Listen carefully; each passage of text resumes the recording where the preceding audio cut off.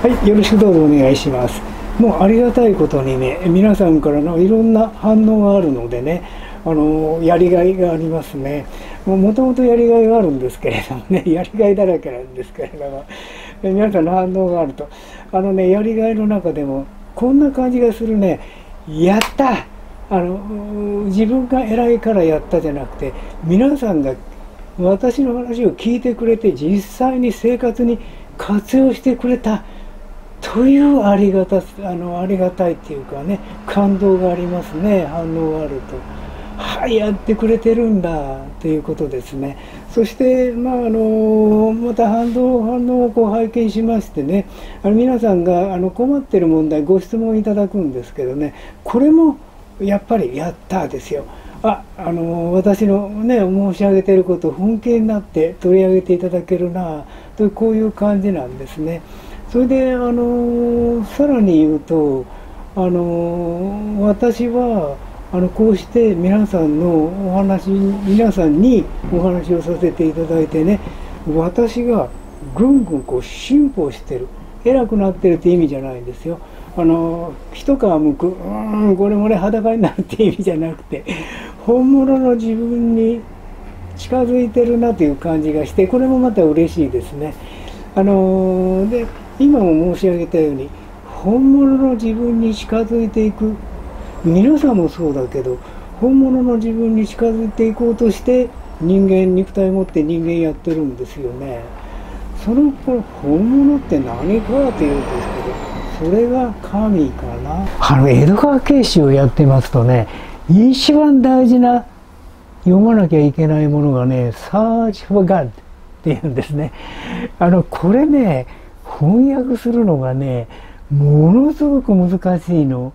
でもケイシーはSearch for Godっていう本の中で説明はしてるんですよ。でSearch for Godっていうとね、皆さんが考えてるのはこんな考え方をするんですね。神様どこにいるんだろう、神様にぜひお会いしたい、神様とお付き合いしたいと、こういう感じになるんだけど、私がね、Search for Godっていうのを感じるとね、こういうことになるかな。ここにいる。ここにもいる。皆様としてもいる。根性としてもいる。前世としてもいる。これから来世ともいるという感じなんですね。だから、神は変わることなく存在そのものです。しかも私たちの目的をはっきりさせたら、その目的に従って想像する、体験を想像する、ものも想像するんだけど、で意識も想像するんだけど、それ以上に私たちの体験を想像してくれてるんですね。それで神ということを説明するときにいつも言ってるように、存在感、それから一体感、それから信頼感、これが神ですね。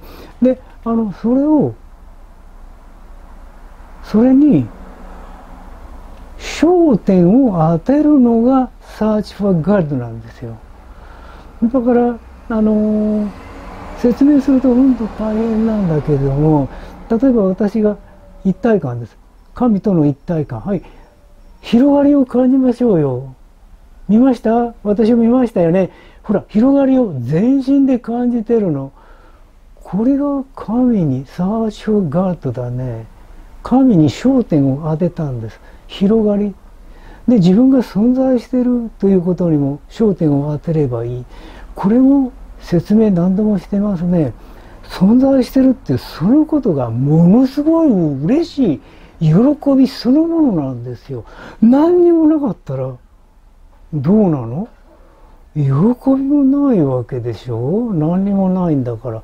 存在してる、すごい喜びだから、私は存在してる、生きてるっていうことをね、面白いね。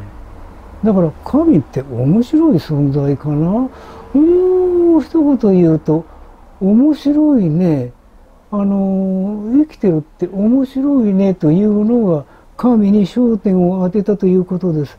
先ほど体感の時には広がり、まあこれ同じなんで何とも言えないんだけど、広がり、という感じで言いましたね。存在感というとね、面白いねなんです。面白いね。生きてるってすごい面白いね。だから神って面白いねかな。面白いねを感じるのが神を感じてるということになるんですね。それから存在してるということ、全てであるということ、全てを作るということに関して神は絶対に変わらない、私たちのお願いを必ず聞いてくれるというのが信頼感かな。だからサーチフォーゴッドっていうのは信頼を感じるということ、広がりを感じるということ、そして面白いね、私の言葉です。面白いねっていうことを感じることが Search for God ちょっと下手な英語喋りましたけど Search for God これだね。だから今そのものを神と一緒に存在している自分を感じている。神ってどこにいるのじゃなくて一緒にいる。これが Search for God ですね。はい、ありがとうございました。